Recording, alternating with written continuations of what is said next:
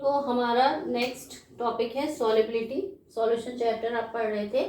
तो सॉल्यूशन में आपको लास्ट वीडियो में मैंने बताया था आपको कुछ टर्म्स जो आपके सॉल्यूशन की कंसंट्रेशन को एक्सप्रेस करती है और उसके बाद उसके न्यूमेरिकल्स। तो लास्ट वीडियो में मैंने न्यूमेरिकल्स तक आपको बताया था। अब इसके बाद आती है सॉल्युबिलिटी। किसी भी सॉल्यूट को जब आप किसी सॉल्वेंट में डिसॉल्व करते हो तो वो कितना डिसॉल्व होगा, वो कहलाती है आपकी सॉल्युबिलिटी। यानी कि किसी भी सॉल्यूट की डिसॉल्व होने की पावर जो है कि कितना मैक्सिमम वो डिसॉल्व हो सकता है, वो उस पर्टिकुलर सब्सटेंस की सॉल्युबिलिटी कहलाती है in a particular solvent at particular temperature. तो सॉल्युबिलिटी को आप एक्सप्लेन करते हैं डेफिनेशन कि मैक्सिमम अमाउंट ऑफ सॉल्यूट का maximum amount dissolve in specific amount of solvent की एक स्पेसिफिक अमाउंट में। जैसा ऐसा नहीं है कि 1 चम्मच नमक को आप 1 गिलास पानी में डिसॉल्व कर सकते हैं और उसके बाद उसी 1 चम्मच नमक को एक बाल्टी में भी। तो दोनों जगह उसकी जो सॉल्वेंट की कंसंट्रेशन है वो अलग अलग होगी। तो यहाँ पे जो सॉल्वेंट है उसका एक स्पेसिफिक अमाउंट लेना है और एक स्पेसिफिक टेम्परेचर पर, क्योंकि टेम्परेचर बढ़ाने पर आपकी सॉल्युबिलिटी नॉर्मली सॉलिड डिसॉल्व होते हैं लिक्विड में, उनकी सॉल्युबिलिटी जो होती है वो नॉर्मली बढ़ जाती है। तो यहाँ पर हम बात कर रहे हैं सॉल्युबिलिटी की और इन जनरल हम बोल सकते हैं कि मैक्सिमम अमाउंट ऑफ सॉल्यूट या solid component dissolve in specific amount of solvent at specific temperature. लेकिन सॉल्युबिलिटी जो है वो हर सॉलिड के लिए और हर सॉल्यूशन के लिए अलग अलग होती है। क्यों? क्योंकि जो सॉलिड है या सॉल्यूट है वो आपके जो स्टेट है उसकी वो अलग अलग हो सकती है। सॉल्यूट आपका may be solid, may be liquid और मे बी गैस। तो हम 1 बाय 1 सॉल्यूट अगर सॉलिड है तो क्या इफेक्ट है, सॉल्यूट अगर लिक्विड है यानी कि सॉलिड प्लस लिक्विड का कॉम्बिनेशन, लिक्विड प्लस लिक्विड का कॉम्बिनेशन और लिक्विड प्लस गैस का कॉम्बिनेशन। इस तरीके से हम पढ़ेंगे 1 बाय 1 हर किसी की सॉल्युबिलिटी पर टेम्परेचर प्रेशर का क्या इफेक्ट होता है। तो फर्स्ट केस हमने कंसीडर किया है solubility of solid in liquids. यानी जब किसी आप सॉलिड को लिक्विड में डिसॉल्व करते हो तो वो कैसे रिएक्ट करता है या कैसे उसकी सॉल्युबिलिटी जो है वो चेंज होती है या किस पर डिपेंड करती है। तो फर्स्ट ऑफ ऑल सॉलिड की जो जब आप किसी लिक्विड में डिसॉल्व करते हो तो उसकी नेचर पर डिपेंड करती है, nature of the solid. That means अगर सेम नेचर का है, अगर आप इथेनॉल को पानी में डिसॉल्व करें, दोनों ही पोलर हैं, तो आपका वो आसानी से डिसॉल्व हो जाएगा। और बेंजीन में अगर आप कार्बन टेट्राक्लोराइड को डिसॉल्व करें तो वो आसानी से डिसॉल्व है। लेकिन कार्बन टेट्राक्लोराइड को अगर आप वाटर में डिसॉल्व करोगे तो वो डिसॉल्व, या बेंजीन को आप वाटर में डिसॉल्व करोगे तो वो डिसॉल्व नहीं होता। यानी सेम नेचर जो आपका कंपाउंड है उसका सॉल्यूट और सॉल्वेंट का नेचर जो है वो सेम होना चाहिए। अगर पोलर है तो वो आसानी से डिसॉल्व हो जाएगा, नॉन पोलर है तो वो आसानी से डिसॉल्व होगा, और अगर डिफरेंट नेचर है तो सॉल्युबिलिटी आपकी कम होगी। सेकेंड पॉइंट है temperature increases the solubility of solid in liquid. अगर हम केस कंसीडर करें कि सॉल्यूट जो है वो सॉलिड है और सॉल्वेंट जो है वो लिक्विड है, तो आपका नॉर्मली टेम्परेचर इंक्रीज करने पर सॉल्युबिलिटी सॉलिड की जो होती है वो लिक्विड में बढ़ जाती है। तो कैसे बढ़ेगी? जैसे आप जो सॉल्यूशन है वो कई तरीके के होते हैं, जिसमें आप एक सैचुरेटेड, मैंने टर्म लिखी है नीचे, सैचुरेटेड और अनसैचुरेटेड। सैचुरेटेड का मतलब कि आपने मान लीजिए एक 100 ml वाटर में 1 चुटकी नमक खोला आपने और उसको आपने डिसॉल्व किया, फिर आपने और डाला, वो भी डिसॉल्व हो गया। धीरे धीरे आप नमक की मात्रा बढ़ाते गए और वो 100 ml, आपने सॉल्वेंट की मात्रा नहीं बढ़ाई है, उस 100 ml वाटर में आप उसे डिसॉल्व करते गए। तो एक स्टेज ऐसी आती है जिसमें वो नमक डिसॉल्व होना बंद हो जाता है और नीचे बैठना चालू हो जाता है, यानी नीचे इकट्ठा होना चालू हो जाता है।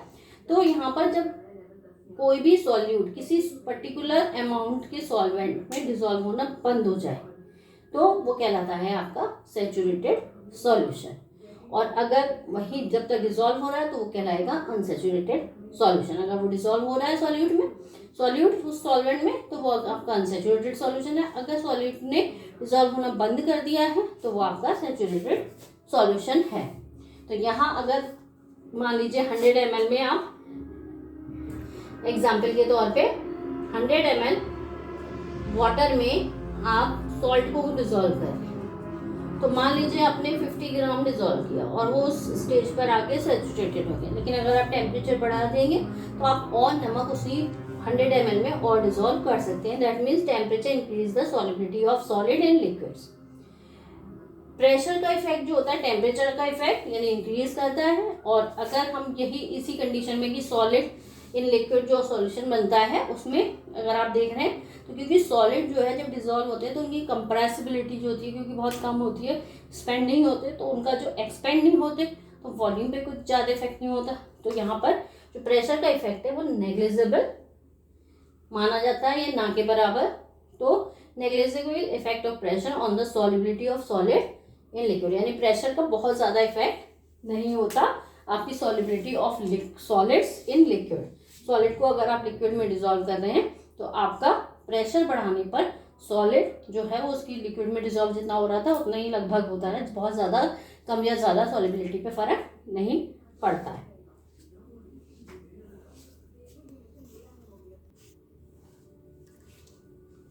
इसके बाद हम सेकंड केस कंसीडर कर रहे हैं solubility of gas in liquid, यानी कि सॉल्यूट जो है वो आपका ये सॉल्यूट का काम कर रही है और ये लिक्विड आपका सॉल्वेंट का काम कर रहा है। तो solubility of gas greatly affected by pressure and temperature, दोनों ही। उसमें आपका टेम्परेचर से तो इफेक्ट हो रहा था लेकिन प्रेशर का कोई इफेक्ट नहीं हो रहा था। यहाँ पर दोनों से इफेक्ट होती है, टेम्परेचर और प्रेशर दोनों का इफेक्ट। यहाँ पे सबसे पहले हम प्रेशर का इफेक्ट देख रहे हैं, increase by increasing the pressure. हमने दो यहाँ फिगर बनाए हुए हैं। अगर आप नॉर्मली कोई सॉल्यूशन है उसमें गैस डिजोल्व है, जैसे ऑक्सीजन वाटर में डिजोल्व होती है, तो अगर आपने एक कंटेनर लिया है और वाटर में ऑक्सीजन डिजोल्व तो उसमें जितनी भी गैस होगी वो पूरे उस कंटेनर में आपकी डिजोल्व होगी, ठीक है। उसके बाद जैसे ही आप प्रेशर अप्लाइज करते हैं तो उसका जो प्रेशर है, प्रेशर बढ़ने पर नीचे सॉल्यूशन में जो गैस है वो उसकी कंसंट्रेशन बढ़ जाती है। ये आपका ऊपर एम्प्टी स्पेस है जहाँ केवल गैस है, नीचे आपका वाटर प्लस गैस है। तो यहाँ पर आप एक वेट आपने अप्लाई किया तो इस तरीके का आपका फिगर, यानी कि जो गैस के मॉलिक्यूल है यहाँ कम और यहाँ ज़्यादा है। लेकिन यहाँ पर आप देखें तो जैसे जैसे ये आप इसमें प्रेशर अप्लाई करते जाएंगे तो ये जो गैसेस के मॉलिक्यूल्स हैं वो इस सॉल्यूशन वाले पोर्शन में और भी ज़्यादा इकट्ठे हो जाते हैं या कंसंट्रेशन जो है वो उसकी बढ़ जाती है, यानी कि गैस की जो सॉल्युबिलिटी है लिक्विड में वो प्रेशर इंक्रीज करने पर बढ़ जाती है। क्योंकि प्रेशर इंक्रीज करने पर उनका क्या होता है कि वॉल्यूम कम होता है और वॉल्यूम कम होने पर वो उस पर्टिकुलर जो वॉल्यूम है उसमें मैक्सिमम गैस जो है वो ऑक्यूपाई होती है। तो इंक्रीज द गैस, यहाँ पर क्या है कि प्रेशर बढ़ाने पर number of particle per unit volume of solution, यानी सॉल्यूशन के पर यूनिट वॉल्यूम में जो नंबर ऑफ गैस पार्टिकल्स हैं वो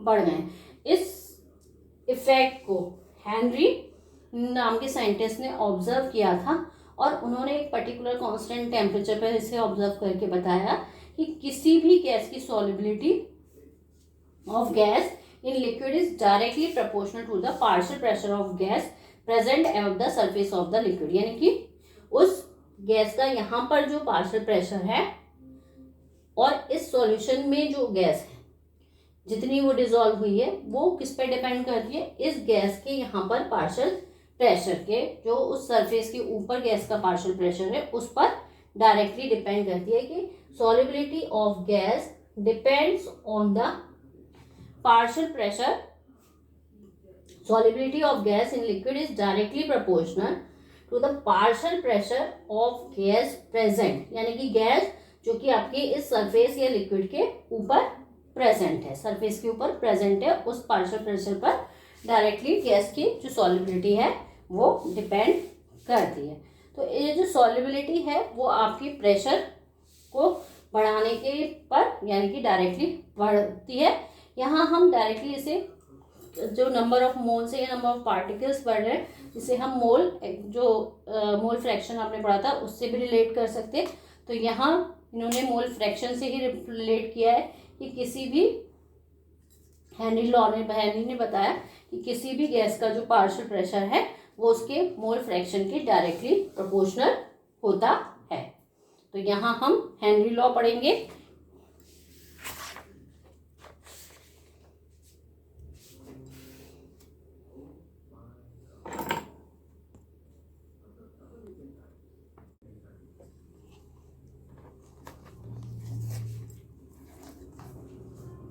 यहीं पर मैं आपको कुछ लिमिटेशंस भी बता रही हूँ हेनरी लॉ की, कि हेनरी लॉ जो है वो कहाँ कहाँ पर अप्लाई होता है और कहाँ कहाँ पर नहीं होता है, जिससे आगे आपका राउट्स लॉ वगैरह दिए गए। तो हेनरी लॉ जो है वो केवल आपका आइडियल गैस के लिए अप्लाई है, या फिर तब अप्लाई होता है रियल गैस के लिए जब वो आइडियल गैस की तरह बिहेव करती है एट लो प्रेशर। यानी कि लो प्रेशर पर अगर रियल गैस है, जैसे तो आप जानते हैं कि लो प्रेशर पर अगर रियल गैस होती है तो वो आइडियल गैस की तरह बिहेव करती है, तब ये हेनरी लॉ अप्लाई हो सकता है। सेकेंड, आपका जो है वो अगर गैसेस जो है वो सॉल्युबल होती हैं और उसके बाद कोई केमिकल चेंज करती है, तब भी हेनरी लॉ जो है वो आपका अप्लाई नहीं होता। जैसे अमोनिया को आप अमोनियम हाइड्रोक्साइड में डिसॉल्व करते हैं तो टेट्राएमीन या अमोनियम कंपाउंड बन जाता है, तो वहां पर जो है वो अप्लाई नहीं होगा। या फिर वहां अप्लाई नहीं होगा जहां गैसेस डिसॉल्व होने के बाद आयंस में डिसोशिएट हो जाते। तो कुछ लिमिटेशंस हैं हेनरी लॉ की, कि Henry law is applied to real gas at low temperature or only applicable for ideal gas. Second one, this law is not applicable to those which undergo a chemical change in solution. यानी अगर कोई भी chemical change हो रहा है gas के dissolve होने पर सॉल्यूशन में, तब यह हेनरी लॉ अप्लाई नहीं होगा। और तीसरी बात, अगर कोई गैस डिसॉल्व होने के बाद डिसोशिएट हो रही है तो the law can not be applied to those gases which dissociate into ions in the solution. जैसे आपका HCl गैस है, अगर आप उसे वाटर में डिसॉल्व करें तो आपका वो H आयन और Cl आयन में टूट जाती है, तो यहाँ पर भी ये हेनरी लॉ अप्लाई नहीं। अगर P आपका पार्शियल प्रेशर है और X आपका मोल फ्रैक्शन है, अगर सॉल्युबिलिटी को मोल फ्रैक्शन की टर्म में एक्सप्रेस करें तो हेनरी लॉ को आप बता सकते हैं कि गैस की जो सॉल्युबिलिटी है या उसके पार्शियल प्रेशर जो है वो डायरेक्टली प्रोपोर्शनल होता है मोल फ्रैक्शन X के। Km यहाँ पे आपका है सॉल्युबिलिटी कांस्टेंट, जिसे आप हेनरी कांस्टेंट भी कहते हैं। उसके आगे आपको राउट्स लॉ दिया गया, तो इसके आगे हम वो राउट्स लॉ और आइडियल और नॉन आइडियल सॉल्यूशंस के बारे में पढ़ेंगे।